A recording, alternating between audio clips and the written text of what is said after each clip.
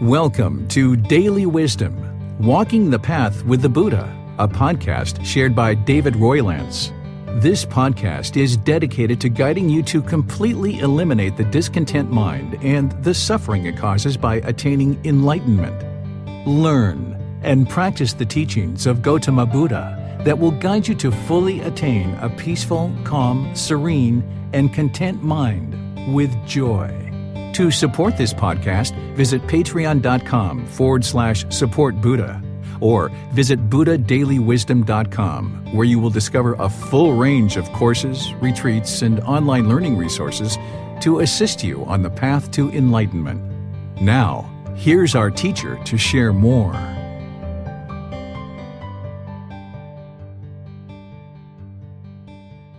Chapter 15. True Love. Love without attachment. Having caring and loving relationships is an enjoyable part of life. It is possible to have care and love for other people while practicing these teachings. In fact, a practitioner of these teachings will find that care and love are central aspects at the core of these teachings. But you will need to understand what is true love in order to experience the joy of loving relationships without attachment. You may find yourself currently defining love as attachment. What you may see as love is actually not love at all, but attachment. You seek out relationships or look within existing relationships for how the other person will make you happy. You desire for the relationship to create happiness for you. You seek happiness through relationships with others, as if these relationships will help to complete you, making you feel whole. We tend to sabotage relationships by inadvertently placing unrealistic obligations and expectations on the other party to make us happy, when it is impossible for anyone to meet this expectation. The feeling often becomes that I love you, and therefore I expect you to make me happy. We may form expectations for the other person in a relationship far beyond just the need to make us happy. The obligations and expectations we form are mental cravings, desires, attachments that constantly change because they are impermanent. The other person will find it impossible to meet ever-changing and unrealistic expectations we have for them, especially considering these unrealistic expectations are oftentimes unspoken. Even if we did share our expectations for the other person, the expectations are still cravings, desires, attachments we have that, unless met, will cause the mind to be discontent. The expectation that we will be happy all the time in a relationship is actually an unrealistic expectation, as happiness is impermanent and is not lasting. The mind creating expectations in this way forms attachment to the other person. The mind is relying on the other person for comfort and pleasant feelings, therefore not being content on your own. We often think that without this other party in our life, we are unable to be happy or have fulfilling experiences. It is this mental longing for something with a strong eagerness, i.e. craving, desire, attachment, we have for another party to make us happy that forms our mental attachment that will lead to a discontent mind. Any and all attachments will lead to discontentedness of mind. So, we must learn to have care and love without attachment to others. If you form obligations and expectations for the other person to fulfill, those obligations and expectations are impermanent in that they will never remain the same. Therefore, the other person will find it impossible to fulfill your expectations, and the mind will be discontent because things do not happen as you expect. As you move forward in a relationship with craving, desire, attachment, you may find that you argue, fight, or have disagreements that lead to frustration, irritation, and tension in the relationship because both parties are pulling in opposite directions towards the very different obligations and expectations of each person. The pleasant feelings that once existed are no longer present or part of the relationship, so one or both people lose interest in the relationship. The other situation might be that both people continue to struggle, trying to make the relationship work, not realizing that it is actually their own obligations and expectations, i.e., cravings, desires, attachments, that are making it increasingly challenging to have a peaceful relationship. We are actually sabotaging our own ability to have a successful relationship.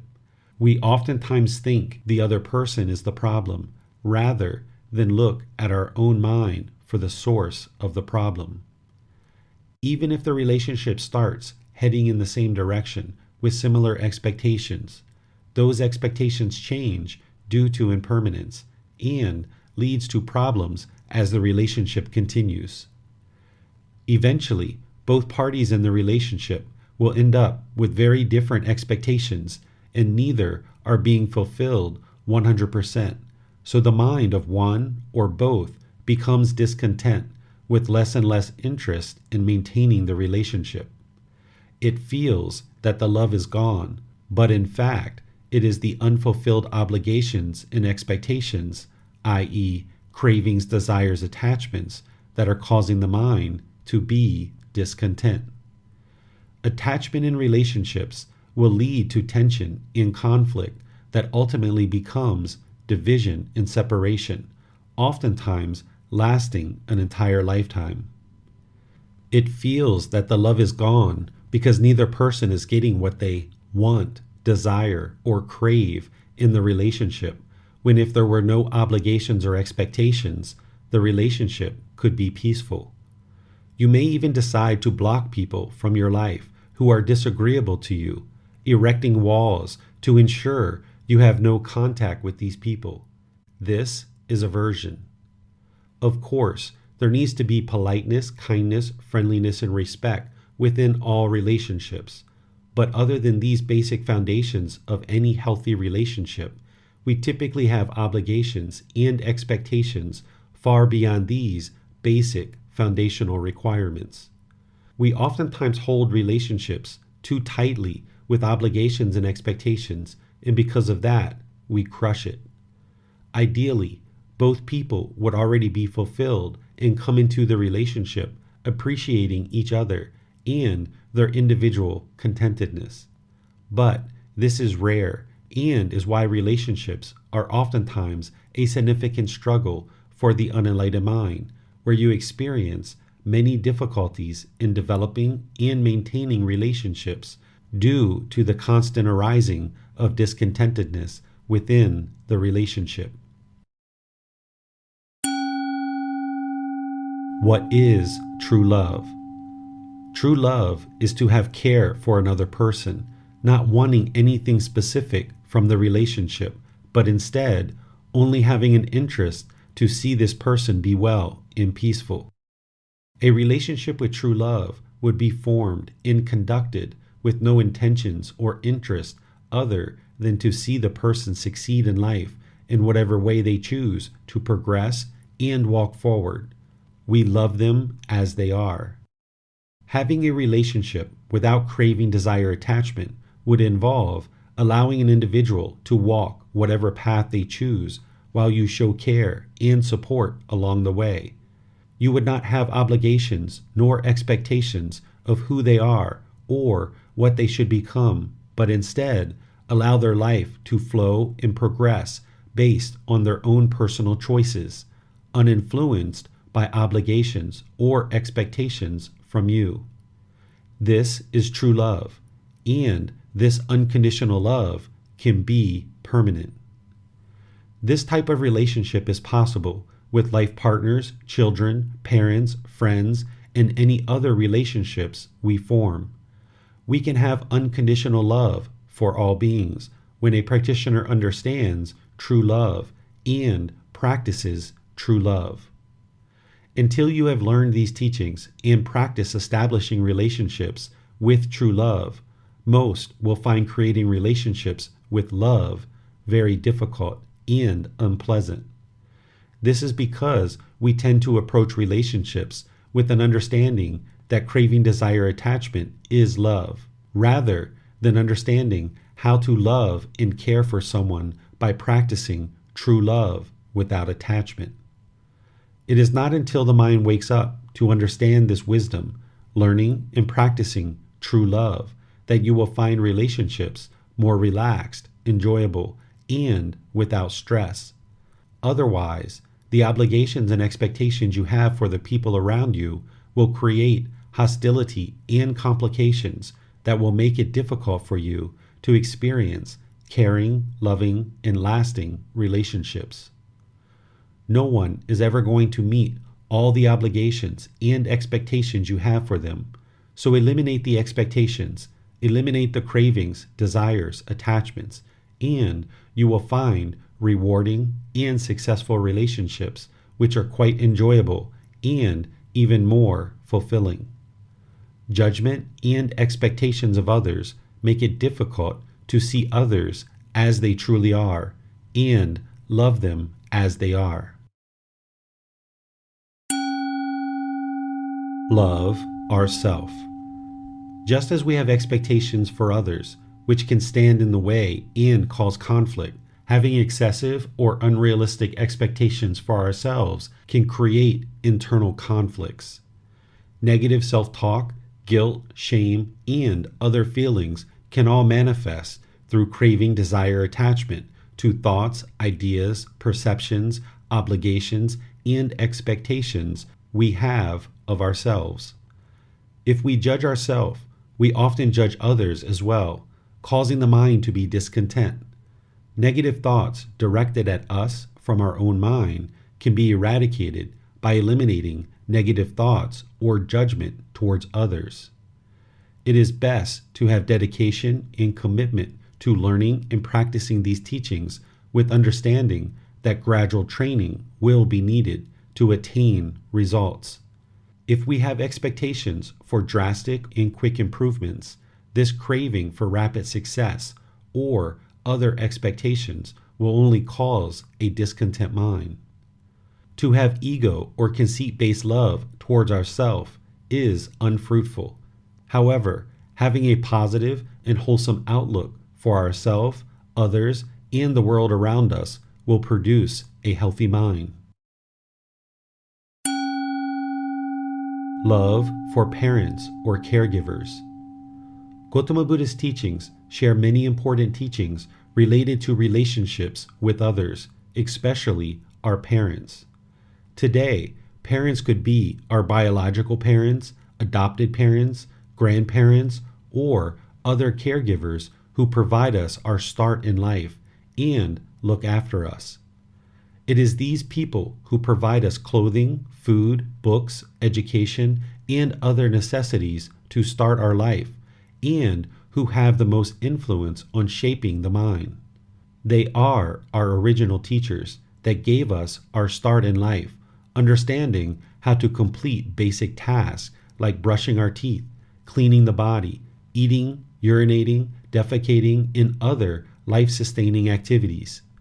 Some parents or caregivers have provided us wisdom well beyond these basic tasks. Without this guidance, we would be unable to sustain our life. Having healthy relationships with all people is important, but it is very important that we show our gratitude to those caregivers who provided us care to sustain our life and attempt to give us life lessons to assist us on our journey in this life. Whether this is the first book you have ever read that shares Gotama Buddha's teachings or not, you have always had people around you that taught you that it is unwise to kill other beings, to steal, to commit sexual misconduct, to lie, and to ingest substances that cause heedlessness. These initial lessons are typically shared with us by our original teachers, our parents or caregivers. The below teaching is directly from Gotama Buddha that can help you to understand one of his teachings related to caring for our parents, our original and oftentimes most dedicated teachers. We should always and forever look for ways to show gratitude, respect, and dedication to our parents or caregivers. Repaying one's mother and father. The following is a translation of Gotama Buddha's teachings from the Pali Canon, the source of Gotama Buddha's teachings. Monks, there are two persons that cannot easily be repaid. What two? One's mother and father. Even if one should carry about one's mother on one shoulder and one's father on the other, and, while doing so, should have a lifespan of 100 years, live for 100 years, and if one should attend to them by anointing them with balms, by massaging, bathing, and rubbing their limbs, and they even void their urine and excrement there, one still would not have done enough for one's parents, nor would one have repaid them. Even if one were to establish one's parents as the supreme lords and rulers over this great earth, abounding in the 7 treasures, one still would not have done enough for one's parents, nor would one have repaid them. For what reason? Parents are of great help to their children. They bring them up, feed them, and show them the world. But monks, if when one's parents lack confidence, one encourages, settles, and establishes them in confidence. If when one's parents are unwholesome, one encourages, settles, and establishes them in virtuous behavior, moral conduct. If when one's parents are selfish, one encourages, settles, and establishes them in generosity. If when one's parents are unwise, one encourages, settles, and establishes them in wisdom. In such a way, one has done enough for one's parents, repaid them, and done more than enough for them. Gotama Buddha. Reference AN 2.33. Author's thoughts. We are born into the world to parents who provide us care or needs to sustain life.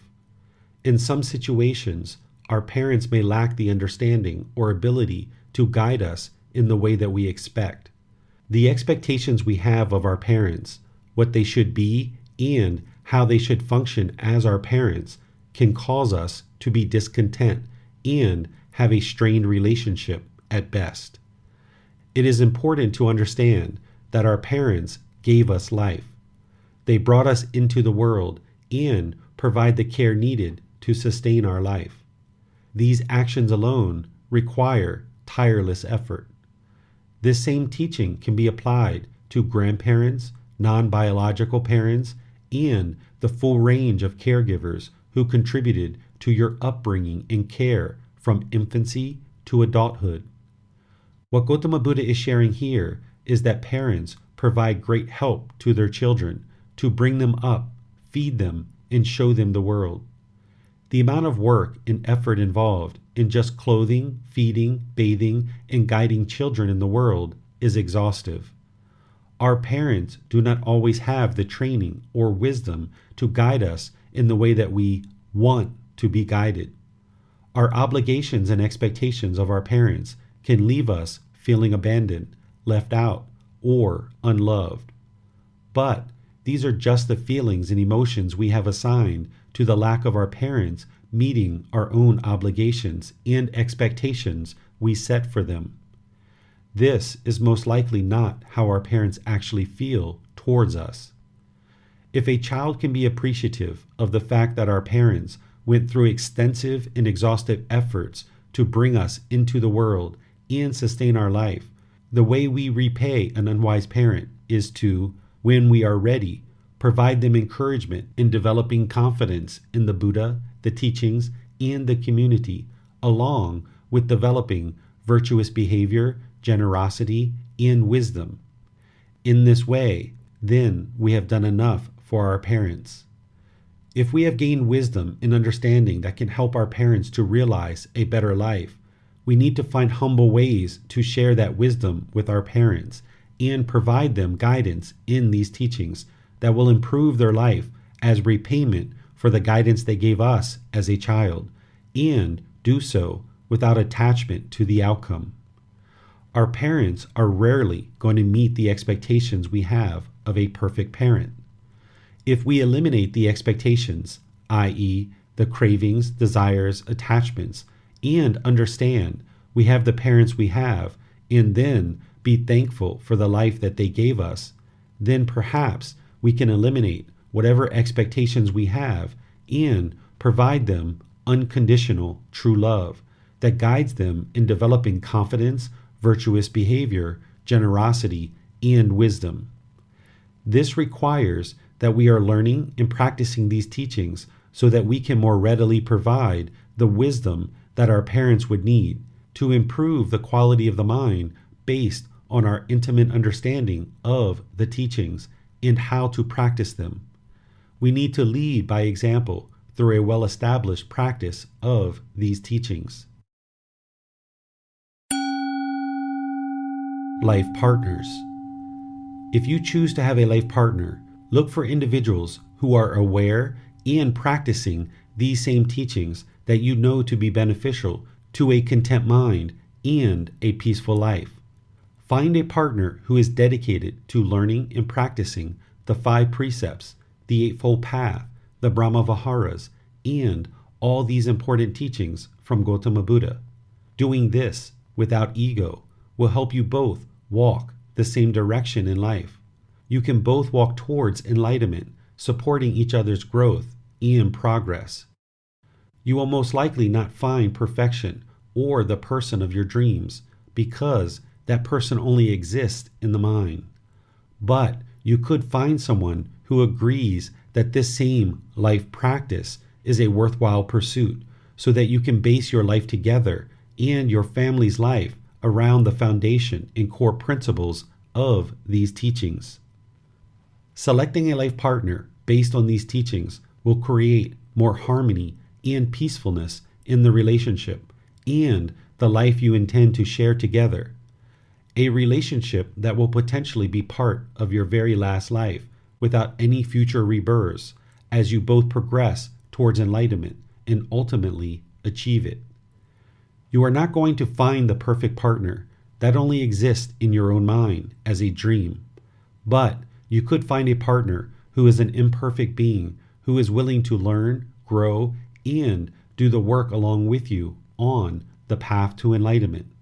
Just as you are imperfect, they will also be imperfect. But supporting and encouraging each other, you can create the perfect life together. The end of each chapter will have learning resources for further exploration. You will be able to explore the audiobook, videos, podcasts, and quizzes to deepen your understanding of the content you read in each chapter. Please see the ebook for more details on these resources. As you have questions or need clarification on these teachings, you are welcome to post those into the Facebook group, Daily Wisdom, Walking the Path with the Buddha, or contact the author privately for in-depth learning. Daily Wisdom, Walking the Path with the Buddha. Facebook.com/groups/Daily Wisdom 999. Thank you for listening to this podcast. To provide support for this podcast, visit patreon.com/support Buddha.